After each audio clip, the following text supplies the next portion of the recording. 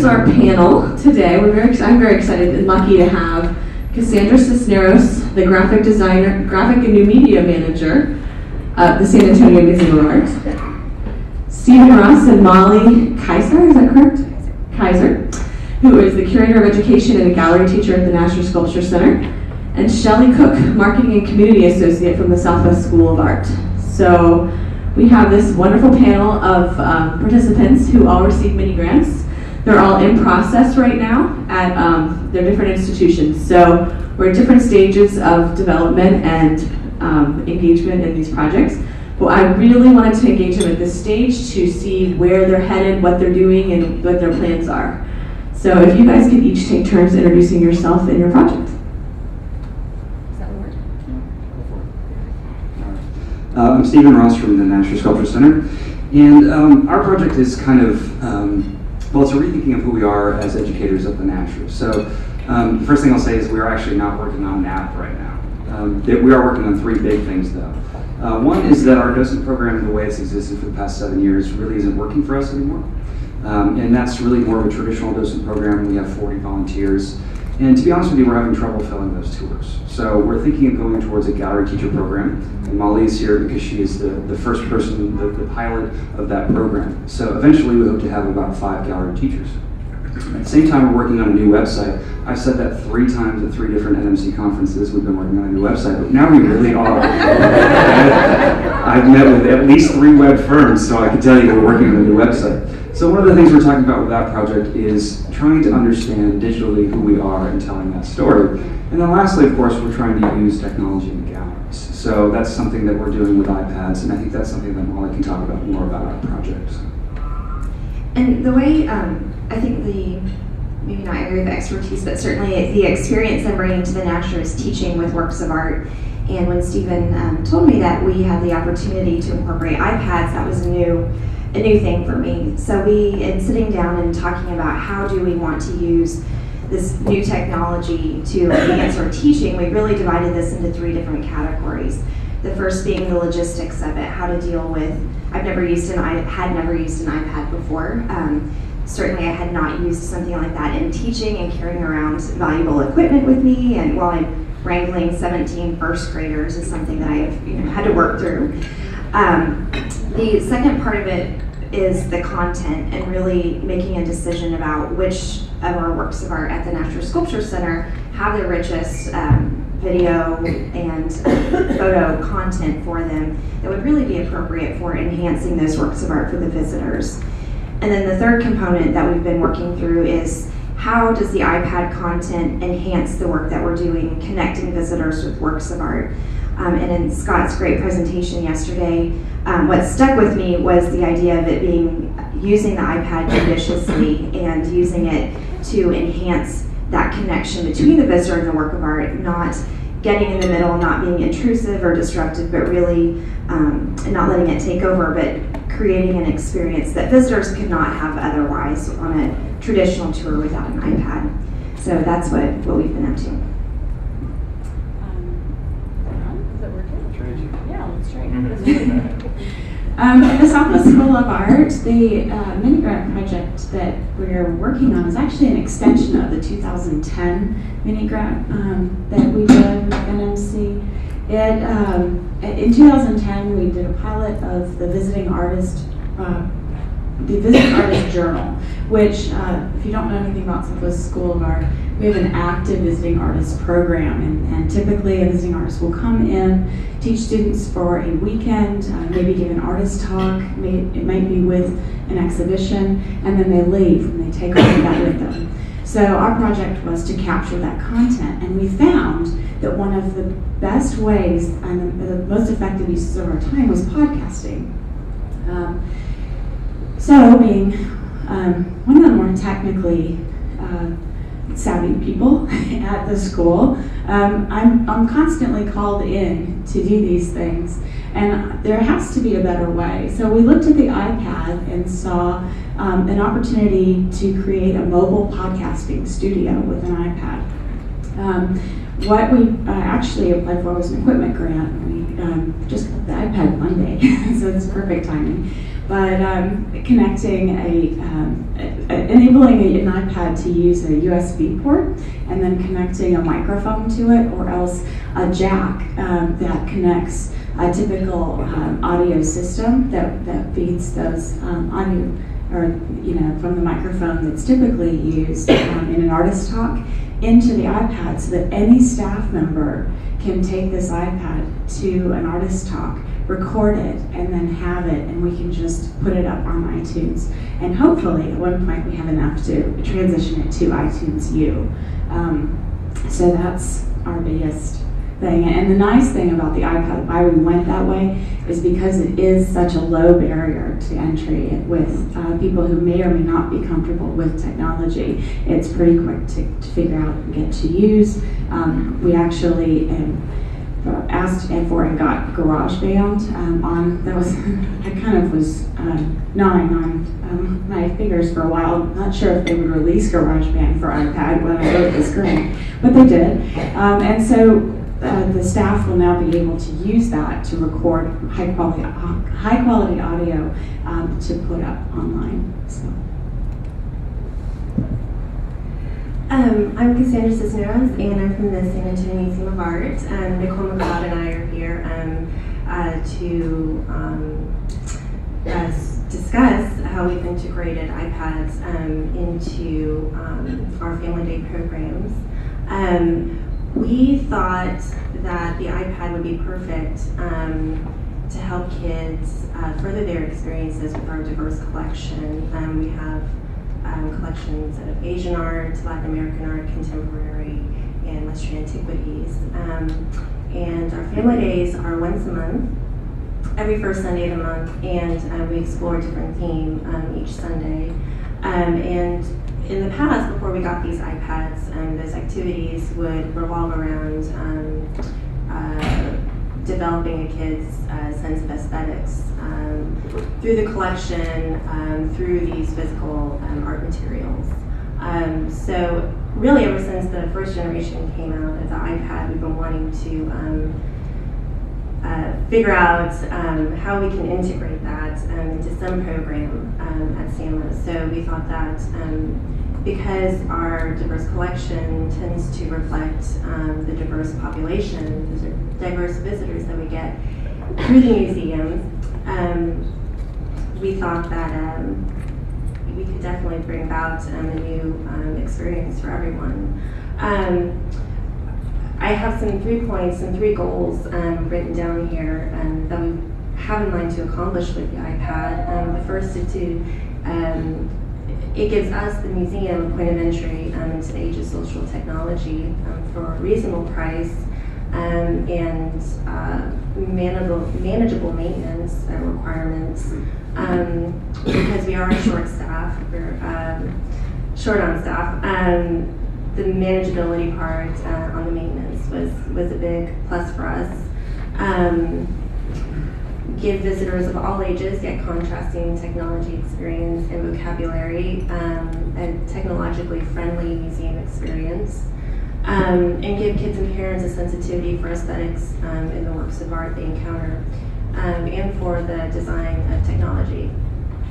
And so the results, our first project has been to integrate the iPads into an activity where it's a 45-minute workshop, and the first part of the workshop is storytelling of it's a story called The Great Woven Cap, and it's illustrated in a beautiful 12-panel screen that we have in our Japanese art gallery. And so we situate the parents and the kids, about 6 kids. We have 3 iPads, so the kids have to pair up to an iPad after the storytelling. And after we have somebody narrate the story, we then move on to the second part, a table with the iPads that helps them translate the drawing that they were sketching out while listening to the story onto their iPad. And the app that we discovered that we really like for this activity is called ZenBrush, and I think it's on all of our iPads here today. It's very user-friendly. The parents were able to help the kids learn this app, learn how to draw on it,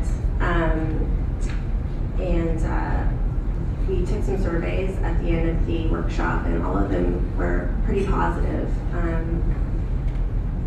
One person commented that it helped her daughter emotionally connect with the art, overall they were pretty satisfied with having their kids just have a kind of exposure to this iPad that before the family day workshop they never experienced in a classroom setting or at home or through a friend. So I think that kind of sums up. Thank you. Yeah, you actually jumped into the next question, so I'm going to let you start on the next question. Which yesterday we were exploring apps made by museums, but now I'm wondering about apps that you guys have found so far that help you, that are available for 99 cents or so. What kind of apps do you use, or are you looking at, have you researched in your program, and which ones do you like? So you started with ZenBrush. Yeah, we probably download, I can't remember all the ones that we were looking at, but a lot of them seemed pretty templated, like they just, they kind of had the design already complete for the kids to just sort of not really have their own personal artistic expression, I guess, through the app. We like the ZenBrush, and there's another one called A Sketch. Yeah, here's some samples of some of their work.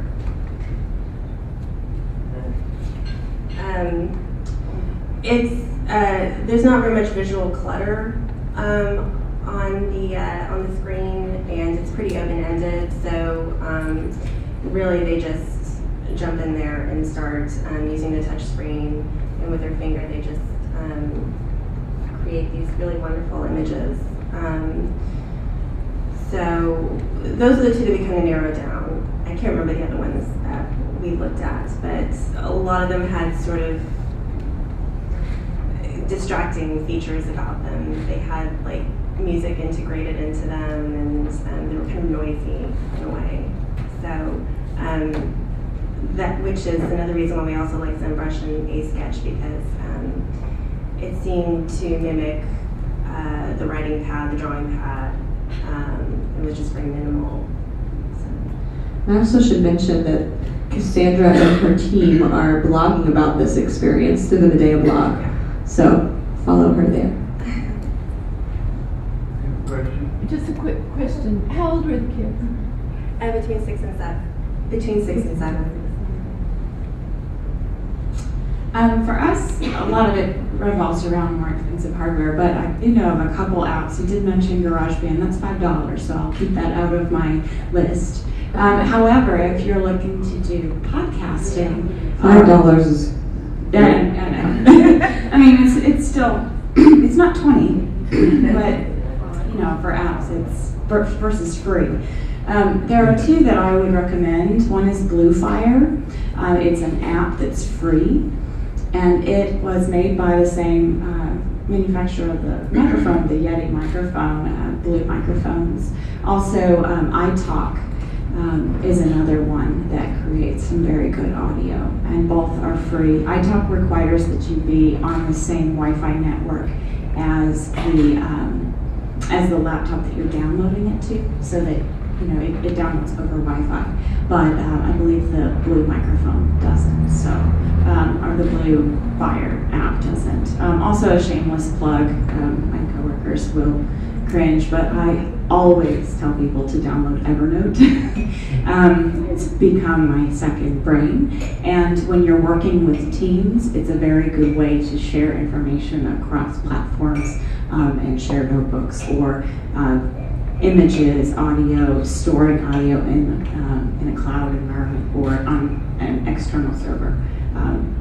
And not lose it. And the third is Flickr. We use Flickr to cover events. It's kind of off topic of project, but it is invaluable if you're in, for us, a gallery space with an opening, taking pictures and sharing those in real time.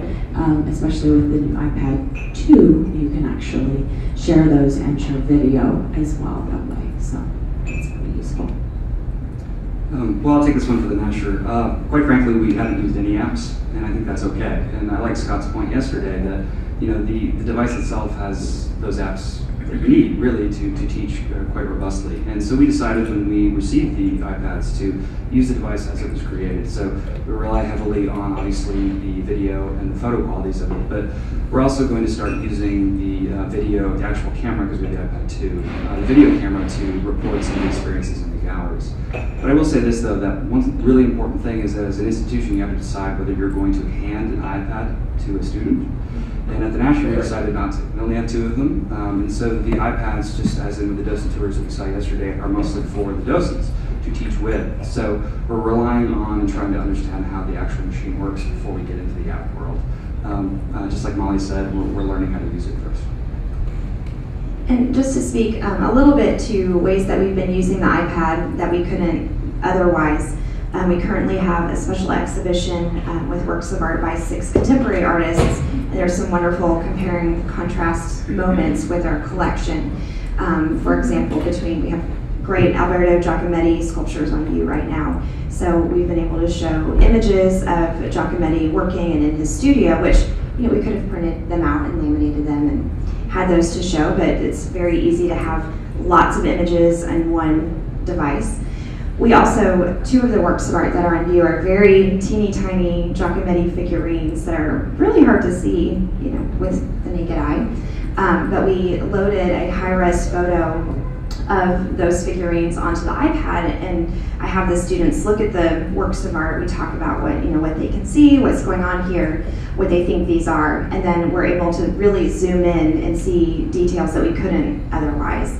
And it's a man and a woman, and it's hard for some students to see that just looking at it. So they're able to have this aha moment just with the zooming feature.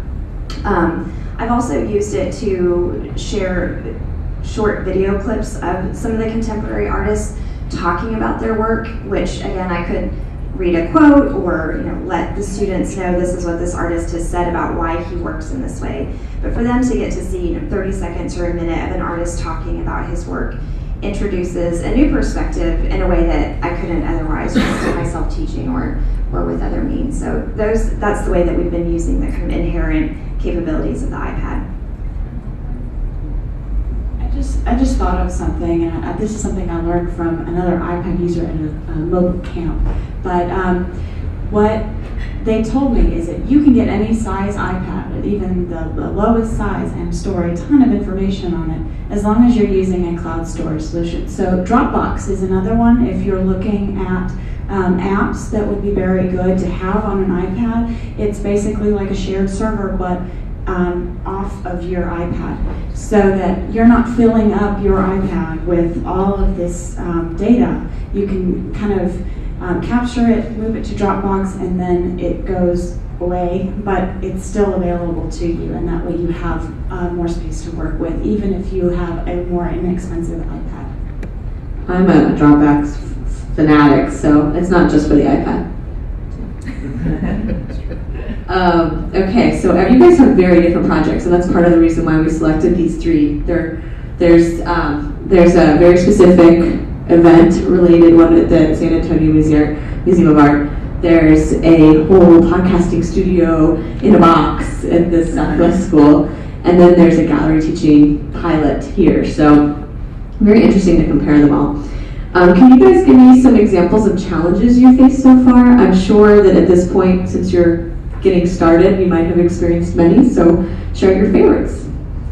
I can speak to that. We've had a few challenges, and in contrast again to Scott's experience at Minneapolis, where he talked about some of the dim galleries. We have a beautiful building at the Natural Sculpture Center with lots of natural light, which is wonderful for seeing the works of art, but can cause a glare on the screen. So not being a seasoned iPad user, I've had to kind of work with the students who I'm teaching to just, small things like holding it at the correct angle so that everybody can see. Half of our collection is also outdoors, again in a lovely sculpture garden. And there have been days when I've been teaching where it's been raining, so I've used it inside and had to stash it with the visitor services attendant before I ran outside to do the rest of the tour. So small things like that. And I mentioned before, the 17 first graders and kind of managing the screen, but also we found that audio, the speaker in the iPad wasn't loud enough, especially when we're outside in the garden and there happens to be a very large building going up next door, so the construction noise bleeds over. So we purchased a speaker that Stephen can talk about in just a second. So just it's a separate device that's wireless. So I ended up having, in addition to the 17 first graders, I have the iPad, I have the speaker, which is separate, and just, teaching in a way that is not letting the technology distract from it.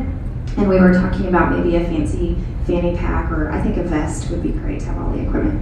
MacGyver. Molly MacGyver. How many of you have heard of the Foxel V2? Anybody? It's about the size of an oversized Twinkie. It's a Bluetooth speaker. Write it down, FOXL V2. Henry Rollins, if you're a fan of his music, said this on a blog, and it was sold out for 6 months. That's how popular it was. But it's basically this big, and you can carry it. It weighs about 6 ounces. She actually had some of the parents in the groups, or the teachers in the groups, actually hold it behind the students, and it makes the iPad through Bluetooth, through the connection Bluetooth, probably about 5 times better. And that's running off of battery power. If you're lucky enough to plug it in, it's about 10 times as loud. For us, some of the foreseen challenges are security of the device, to be honest. We've got one, so I'm a little paranoid. And we are in a pretty heavily trafficked downtown location right across from Central Library. So people could come in and out pretty quickly, and just educating staff about protecting it with their life is pretty important to me.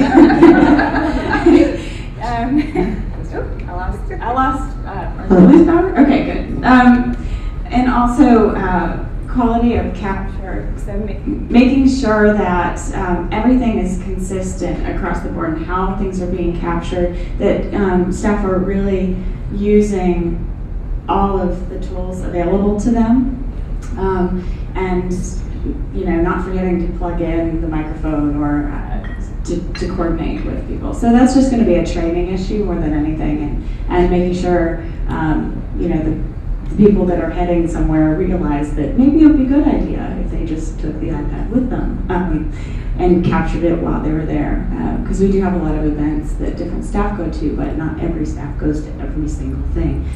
So trying to coordinate that is a big one. And also editing, to be really blunt. Editing takes a little bit of time. It's easier with podcasting because you can create a sound clip and start it at the beginning of every podcast and just redo with a little bit of extra, but that is a challenge. So making sure that there's time planned for editing the content that's created, and making that quick and easy to where maybe even staff could do it without me. Maybe. But I think we'll be getting there. I think that'd be a great day when staff are empowered to do that and upload it. I forgot to mention previously that we have a printer that can print wirelessly from iPads in the gallery right next to the table with a setup. But because our wireless connection is very spotty in our galleries, that's definitely been one of the challenges that I can think of off the top of my head. When we get that fixed, there is one app that I do have my eye on, and it hasn't been released yet, but there's a wonderful video about it online. If you just do a Google search under letter M, M as in Mike, press, they are fundraising to release this app, and they offer really high resolution images of wood cut type. And as graphic design being my first passion, that is something that I would love to show kids at our family days how to accomplish on this app. Actually mimics a letterpress, and it's pretty amazing. If you watch the video, I know you'll be impressed with that proposal. But right now, we've been able to print some kids' pieces wirelessly on this printer we call HP Envy. And for the first time, we did it in April for our family day, and this most recent one, this past Sunday, our printer just decided not to work anymore. So we had to email all the parents their kids' artworks. So that's a challenge, definitely, we've had. You know, we've spoken a lot in these conferences about image rights and rights for videos and things like that, but one of the things that Molly and I have been talking about is that it would be interesting to think about creating new kinds of simple contracts that are specifically for iPad content. We talked about this yesterday because literally you're syncing between the device and your computer and you're not putting those things online. So in the next exhibition that we do in the fall with Tony Craig, I think we're going to ask him in the studio for video because they all have video now. And to use those in the gallery and to tell them that we're not going to use it online and distribute it anyway, but we're going to use it for in-gallery experiences. So we're thinking about rewriting that and hopefully they understand that obviously we're not going to abuse that privilege. So something to think about. And did you guys have something about walking away from the building? Did you guys mention that with the streaming video? Oh yeah, that is a challenge. We have Wi-Fi, but walking out into the garden, I have had the experience of, the video worked great inside, and then when I went out in the garden and, I'm showing it to students, it starts to break up a little bit. So that, it's just something I have to keep in mind about where I'm standing. So those seemingly small things can end up, making or breaking the experience. So we actually have a question for the panel from the Twitter forum for MIDEA, #MIDEA. Someone wants to know if you use any camera apps on the iPad and what you recommend. Should I repeat that? Did everyone hear? Are there any good camera apps for the iPad? Have you found any good ones? Again, we just use it as is. So sorry. This probably doesn't answer the question, but I have used the camera. We had, for a high school tour I gave, had a student getting in the position without me even asking of a sculpture that's figural. And so it's fun to be able to have a camera right there. I was able to take a picture of that. I could email it to the school, but it's not in there. Thank you.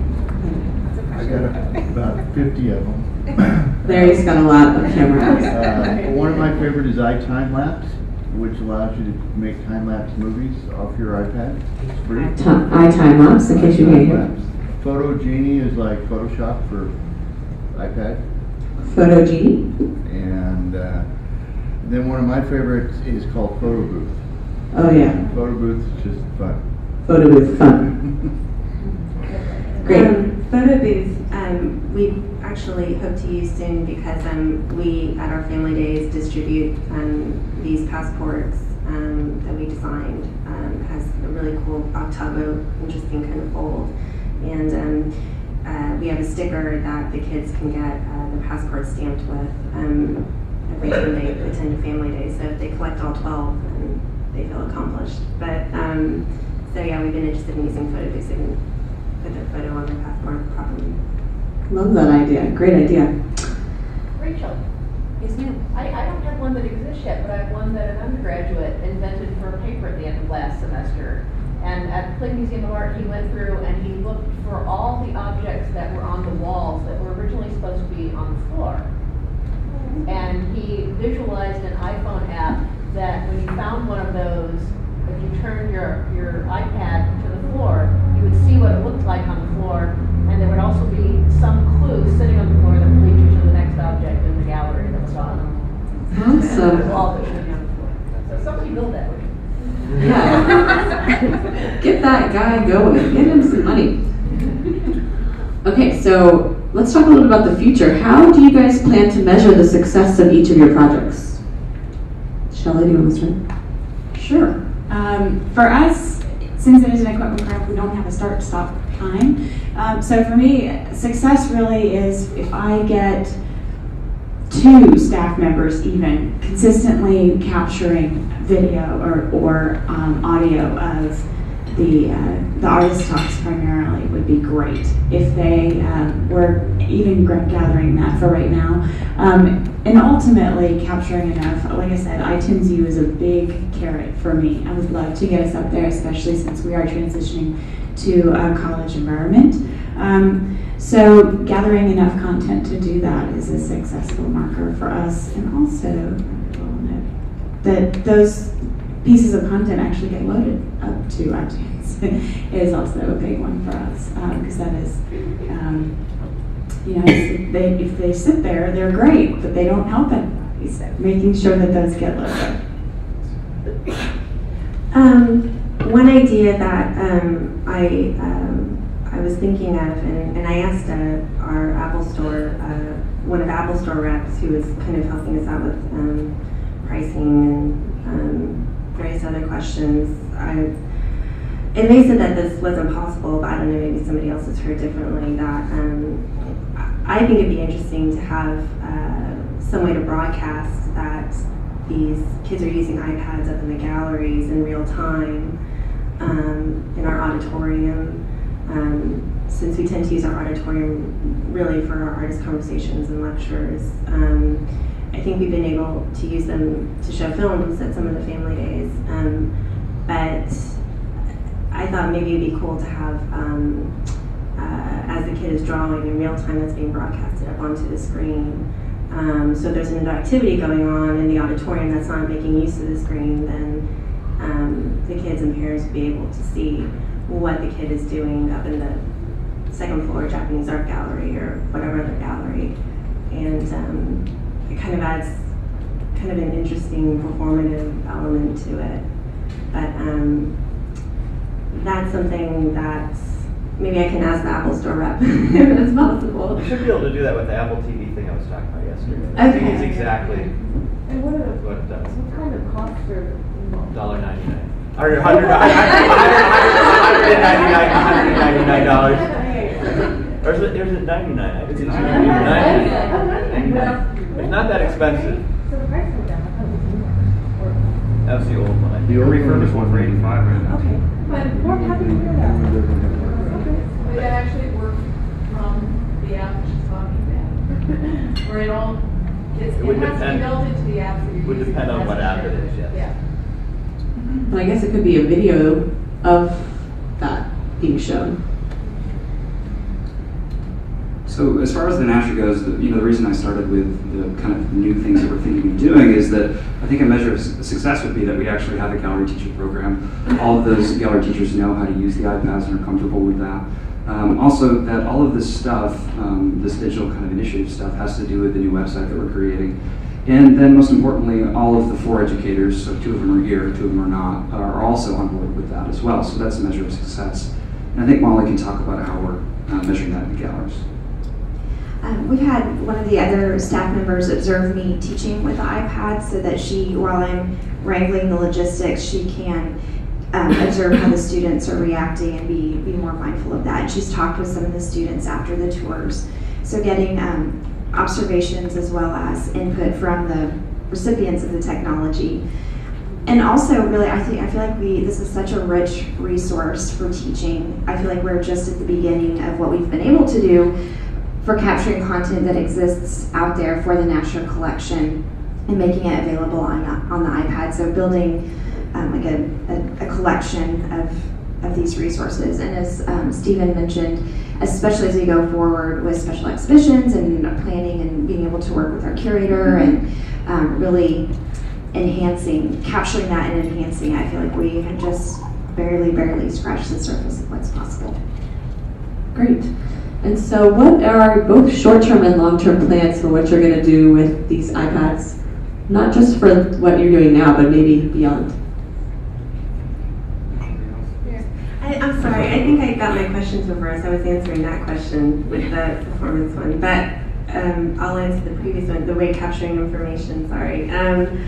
Well, we've been taking surveys that the parents fill out, but also that brings up another question that I have been wondering about is if there's any way to capture some sort of analytics on the back end of these apps that we're using to see, maybe measure the popularity of these apps. I know we're right there observing the kids using these apps, but I guess for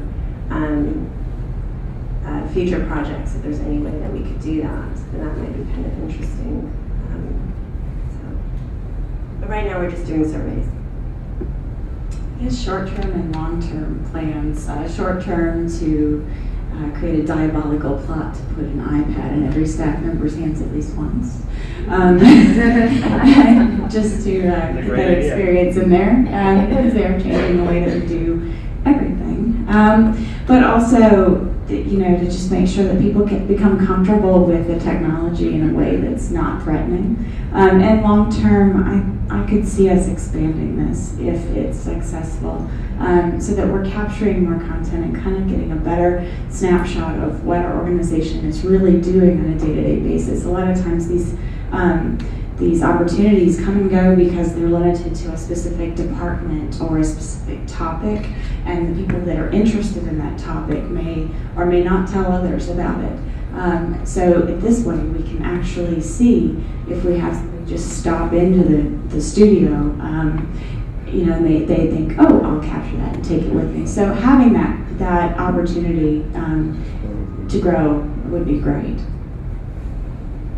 I think at the Nasher, we're really just, again, still learning how to use them, but I think in the short term, we want to make sure that every major exhibition at the Nasher has this component.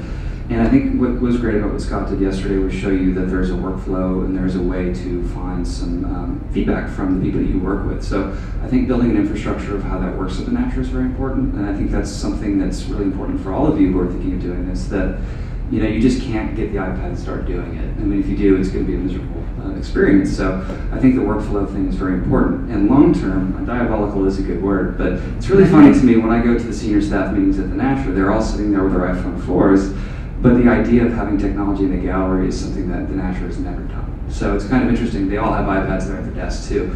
But it's kind of interesting that, so I think that a long-term project is to make technology okay at the Nasher Sculpture Center. Renzo Piano designed our building to look like an ancient ruin. It's kind of, you can't get any more ancient than that, what I mean? So this idea of having technology in the galleries is very new for us, but I hope that it's just like another breath, something that's a long-term project. Anything you guys want to add before I open the floor to questions? Okay, anybody have any questions? Janet? Okay, this is kind of a bare bones question. It sounds like what we're wanting to do is a lot like what you guys are doing with your gallery teachers. But I'm trying to envision just the real skeletal part of this. If we have spotty Wi-Fi, which we do in our gallery, and I wanted to use video, where would I store that video on the iPad? What does that look like? Well, Pulling up the video, what does it look like? Here's the thing. There's an artist that we're featuring at the Nash right now. His name is Thomas Hausigo.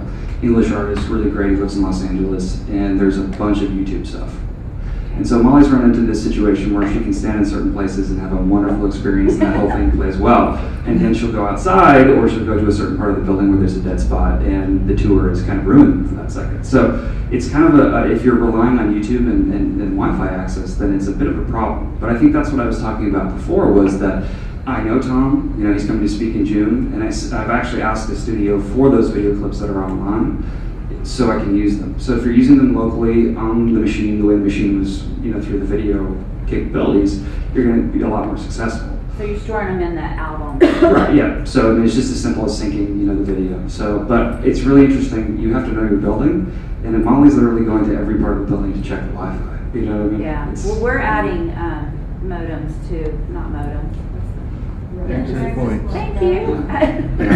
Obviously, I need help to every floor to help with that. Yeah. So, but in the meantime, I want to use this next week. Right. Well, if you run the videos off the machine, if they're stored on the machine, video is a phenomenal experience. They're awesome for video. Right. So they're really just talking about streaming video, which is really something quite different. If you get video off of YouTube, the resolution is going to be about 1/8 of what the native resolution is, so it's going to be grainy just to start with. But if you can run, videos just normal videos off the machine, you'll be thrilled. Yeah, I mean, if you could make that part of your workflow to, if you have a featured artist that's living or a foundation or something, ask for those things. I think that's what we're going to start to try to do, to remember to do that months in advance. So, because sometimes it does take months. Kathy? I just wanted to add, Shelley, thank you, Shelley, you're a great job. But she used the word staff a lot, and I am envisioning, she's thinking of our department chairs who are actually faculty members who are out there teaching hands-on with their hands-on clay and weaving and stuff. I really think that some of the capturing that she's talking about is not just talking heads, but actually doing, hands-on doing things. So I think that's why a podcast alone is not good enough. So just wanted to add that. It's not just staff, it's actually faculty who will be using this, right? Well, your idea of how to automate the podcast on it, with the new ones, they have high definition cameras in them. Right. You know, So a video podcast so it's a very similar is workflow. possible for us. It's just that you know, in the last project, editing video we found is more time consuming. So it's one of those things where if it's captured great, we will use it. And I do envision faculty using it just the same, but a lot of we have a staff of about 30, 35, and so anyone being able to pick this up and take it to an event or a class or capture, a little snippet of somebody teaching something would be great. I just wanted to mention that one of the challenges of our family days, the iPad helped fill that challenge, helped to solve that problem a little bit, was we get tons of families coming in and doing the activities, but what we really want to know is whether or not they're engaging with these works of art that are in the galleries. And our museum is so huge, we don't know that. We don't know if they're going, if they're learning about, for instance, Ganesha. Are they going back up and looking at the image of Ganesha and they're reading the label and really understanding what that's about and learning about the story? And so with the iPad, we can have that in-gallery experience. They're not downstairs in this huge, area with lots of activities going on. They're not separated from the gallery. They're connecting directly with the work of art. And so that helped us solve that challenge right there. We're limited as to what materials we can bring into the gallery. You can't bring, just big materials in the gallery. So that was really nice to be able to have that opportunity to really focus in a quiet space, very meditative, and look at the work of art and listen to a story at the same time. So that helps sort of retain that knowledge about that. Thank you, Nicole. Seema? I'm curious about the connection to the actual art. Do they go to anything else, even when you gallery artists and in the space? They're working in this space with the actual art? with the iPads. So there's Right next to it. Okay, that's what it is. So there's an iPad and the actual work of art all Right there, yeah. We set up a table with the iPads and the screen was just down this sort of long hall. And is it It's a workshop, so it was a workshop, so they had to. You know how to do it? Yeah, it was done really kind of controlled. It wasn't drop in or anything like that. Have you thought of that when you do drop it? Drop-ins? No. Well, only because there's 3 and we felt like with hundreds of kids that might be a scary thing, so. On the partnership days, I think you get about 1,000 people. Close to 1,000 people on partnership days, and on non-partnership, it's usually between 3 and 250 and 400. So, pretty big. And you guys have gone through two of these first Sunday programs, correct? So you're learning and will continue to learn throughout the year. They're going through all of 2011, correct? Any more questions? Can't see over there. All right, well, everybody please thank our panelists and all the projects.